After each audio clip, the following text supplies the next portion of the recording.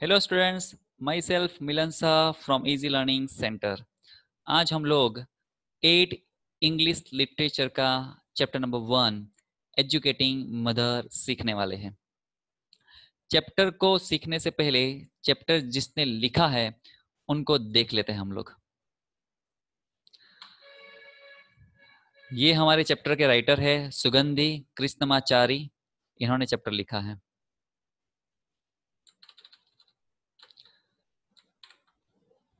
Chapter शुरू करने से पहले चैप्टर का जो टाइटल है उसको समझ लेते हैं। एजुकेटिंग मदर यानी मदर को पढ़ाना, मम्मी को पढ़ाना। आपको तो अनुभव हुआ होगा कि भाई आप छोटे हैं तब से मम्मी आपको पढ़ाती है, तो फिर इसमें ऐसा क्यों लिखा है कि मम्मी को पढ़ाना?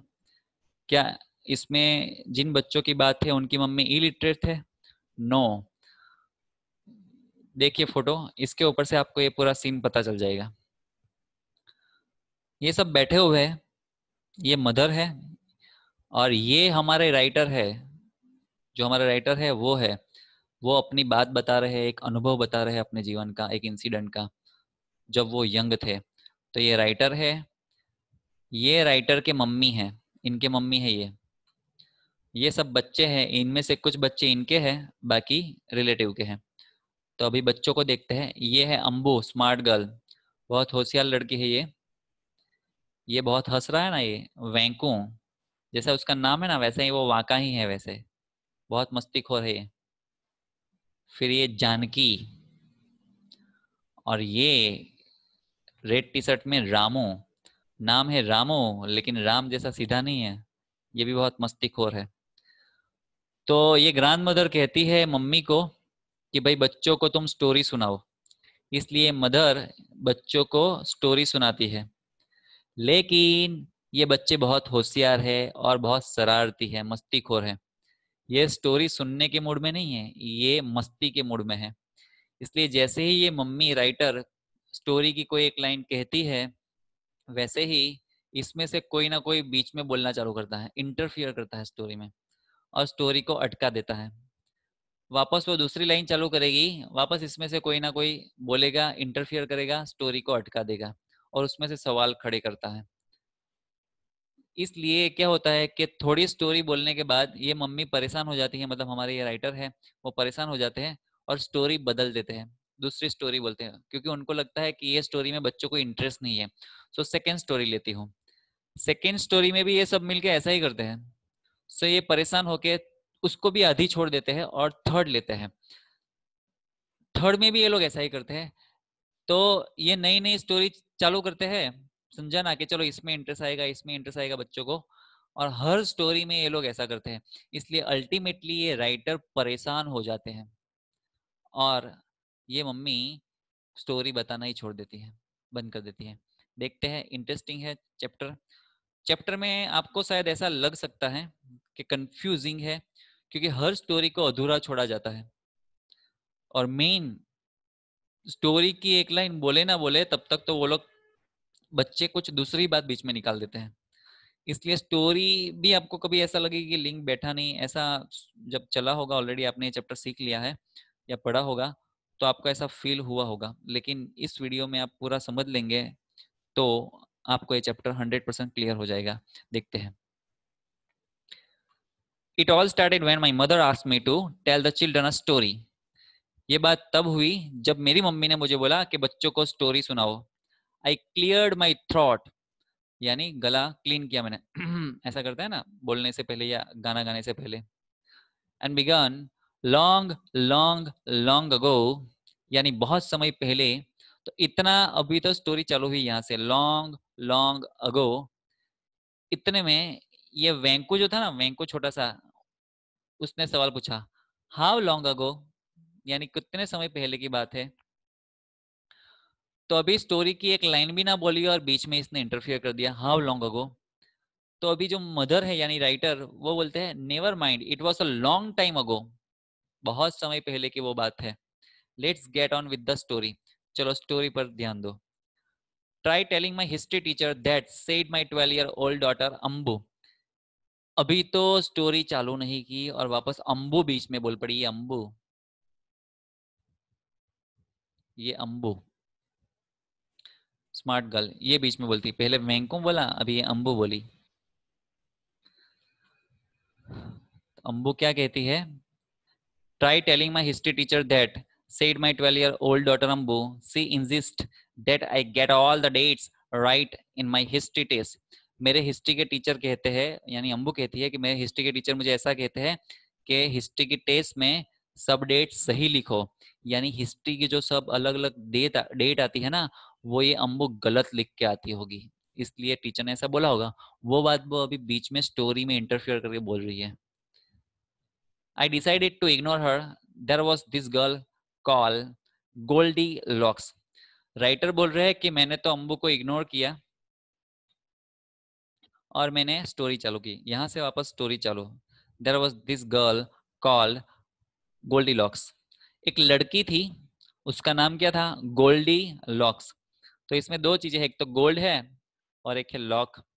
आप ऐसा याद करो कि भाई उसके सब हेयर गोल्ड के हैं, गोल्ड जैसी वो दिखती है, पूरा गोल्डी गोल्डी कलर है उसमें। और उसके हेयर में लॉक, घर के बाहर दरवाजे पे जो लॉक लगा था ना, वो लॉक उसके हेयर में लटके हुए हैं बहुत सारे।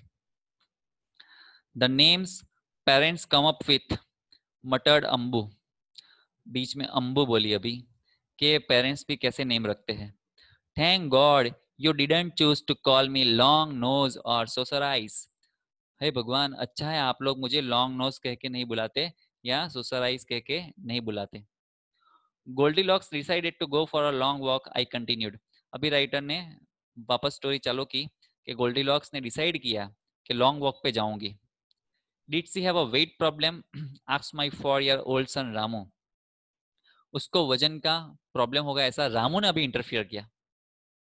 ये रामू, ये रामू पूछ रहा है, बोल रहा है बीच में कि शायद वो मोटी होगी, वजन ज्यादा होगा, इसलिए वॉक के लिए जाने के लिए सोच रही है। नो सी डिडंट, मम्मी ने कहा ना, ऐसा कुछ नहीं था। She went for a long walk and strayed into the forest. वो लॉन्ग वॉक के लिए निकली और स्ट्रेड यानी कि भटक जाना, वो फॉरेस्ट में भटक गई, रास्ता भटक गई। Soon she discovered that she was lost. जल्दी ही उसको पता चला कि मैं तो खो गई, जंगल में खो गई।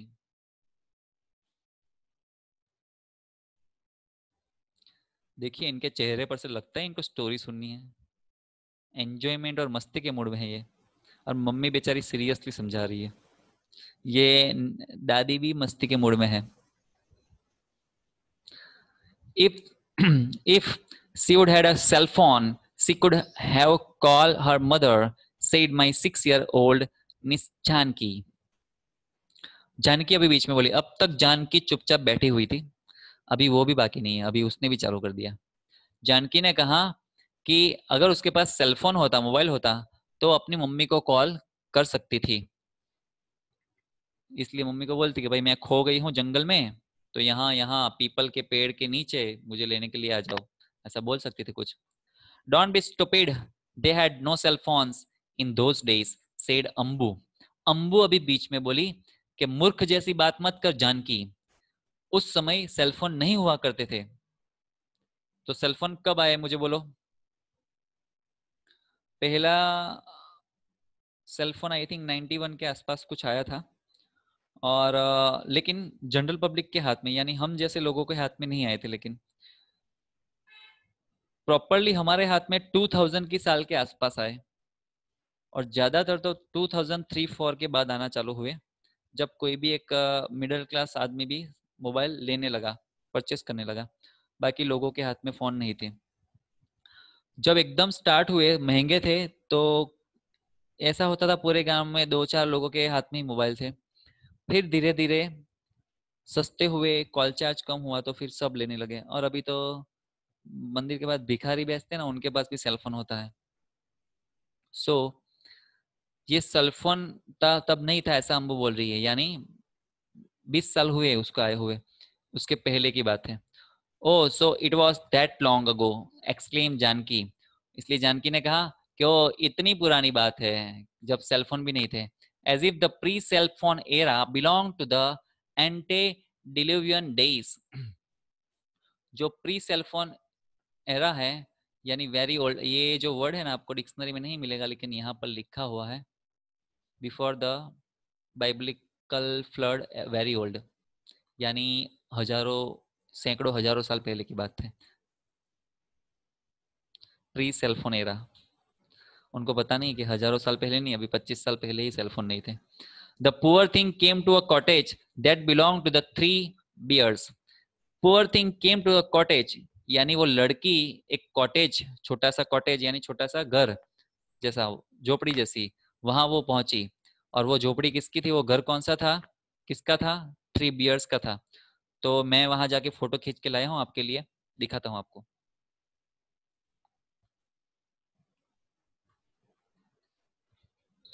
देख लो, ये जंगल में लड़की, ये लड़की गोल्डी लॉक्स, गोल्डी हेयर, जंगल में भटक गई थी, पीछे जंगल है। भटकते भटकते चलते चलते एक कॉटेज उसको दिख गया, उसके पास वो आ गई। ये कॉटेज थ्री बियर्स का था। ये देखो डाइनिंग टेबल पड़ा है, इसके ऊपर थ्री बाउल पड़े हैं और उसमें कुछ कड़ी जैसा है। देखते हैं आगे।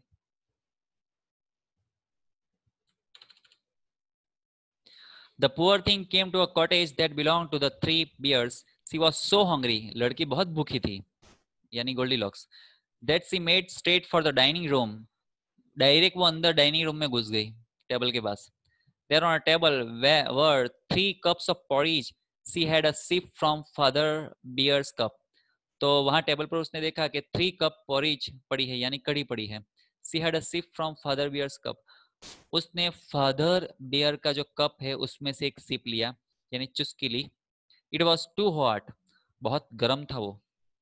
Mother bear's porridge was too cold. मम्मी का जो बाउल था उसमें बहुत कोल्ड थी। But the porridge in baby's beer cup was just right. लेकिन बेबी बियर का जो कप था वो एकदम परफेक्ट था। So she drank the baby bear's porridge. So उसने बेबी बियर का जो बाउल था उसमें से porridge पी ली, यानी कड़ी पी ली। देखो वापस देखते हैं। 3 पड़े हैं, ये डैडी का होगा, ये मम्मी का होगा और ये बच्चे का होगा। ये बहुत गर्म, ये बहुत ठंडा और ये मीडियम होगा, इसलिए इसने इसमें से पी लिया। अजनबी घर में घुस गई, खाना बिना पूछे खा भी गई।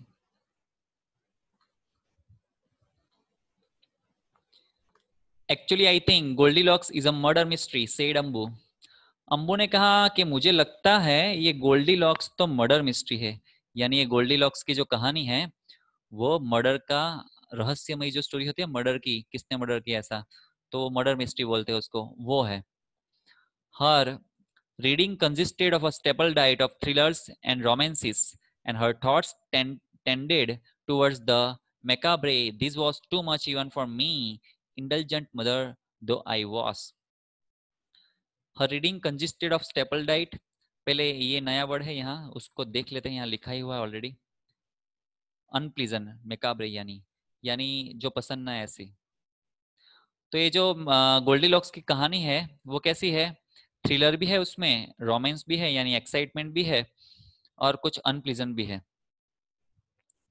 This was too much even for me, अभी ये मम्मी बोल रही है कि this was too much even for me, indulgent mother, indulgent यानी लेट गो करने वाली दयालु मदर उसको बोलते हैं। मेरे जैसे इनके के लेट गो करने वाली मदर के लिए भी ये ज्यादा हो गया। क्यों, समझिए। अंबू ने ऐसा कहा मम्मी को कि ये मर्डर मिस्ट्री लग रही है। मम्मी को गुस्सा आया, क्यों, मैं आप छोटे छोटे बच्चों को मर्डर वाली कहानियां सुनाऊंगी, तुम मुझे ऐसा समझती है बेवकूफ। इसलिए इस मम्मी को अभी ये अंबू पे गुस्सा आना चालू हुआ, और मम्मी बोल रही है कि मैं एकदम लेट गो करने वाली मदर हूं, फिर भी अंबू की इस बात से मुझे गुस्सा आया। A murder mystery, how can you be so stupid. अभी वो गुस्सा हो रही है कि तुम इतनी स्टूपिड जैसी बात कैसे कर सकती हो। Well how do we know it wasn't murder mystery. Ambu ने कहा हम कैसे जान ले कि वो मर्डर मिस्ट्री नहीं है। I have only heard your version of it, हमने तो खाली आपके मुंह से ये स्टोरी सुनी। How do I know you haven't edited out all the interesting bits simply because you don't approve of murder stories. हम कैसे जान ले कि आपने इस स्टोरी को मॉडिफाई नहीं किया, और एज इट इज मैनर में हमें सही स्टोरी बताई। मे बी आपने स्टोरी को बदल के हमें बताया हो और मर्डर वाली जो चीजें है वो निकाल दी हो क्योंकि आप कहना नहीं चाहती। I think Goldilocks was an errors यानी वारसदार। The house in the forest belong to the, अच्छा गोल्डीलॉक्स शायद वारसदार होगी। वारसदार किसको बोलते हैं? जैसे कि हमारे पेरेंट्स अगर ऊपर चले जाएंगे तो उनकी प्रॉपर्टी किसको मिलेगी? हमें मिलेगी। हम ऊपर चले जाएंगे तो हमारी प्रॉपर्टी हमारे बच्चों को, हमारे बच्चे ऊपर चले जाएंगे तो उनकी प्रॉपर्टी उनके बच्चों को। ऐसे पीछे बच्चे या कोई ना कोई ऐसा वारसदार होता है जिसको प्रॉपर्टी मिलती है, तो उसको बोलते हैं वारसदार, और इंग्लिश में बोलते हैं errors. The house in the forest belonged to the person who stood to inherit the property if she died. ये जो घर है कॉटेज, वो किसी ऐसे आदमी का होगा गोल्डी लॉक्स के मरने के बाद प्रॉपर्टी गोल्डी लॉक्स की उसको मिलने वाली होगी, ऐसे किसी इंसान का होगा। Seeing her go into the forest, he must have put a bowl of poison porridge in the cottage. जंगल में गोल्डी लॉक को जाते हुए देख के उसने कॉटेज में पॉइजन यानी जहर वाली पॉरिज रख दी होगी, यानी बाउल में जो पॉरिज थी वो जहर वाली किसी इंसान ने रख दी होगी जो इसका नजदीक का रिलेटिव होगा जिसको उसकी प्रॉपर्टी मिलेगी मरने के बाद। The bears are only your invention, और इसमें जो आपने बियर्स डाल दिया ना वो तो आपके इन्वेंशन होंगे। The little ones were drinking in her words with awe, दूसरे छोटे बच्चे अंबू की बात को बहुत ही आश्चर्य से सुन रहे थे और इंटरेस्ट से सुन रहे थे। Clearly her version excited them more than mine did.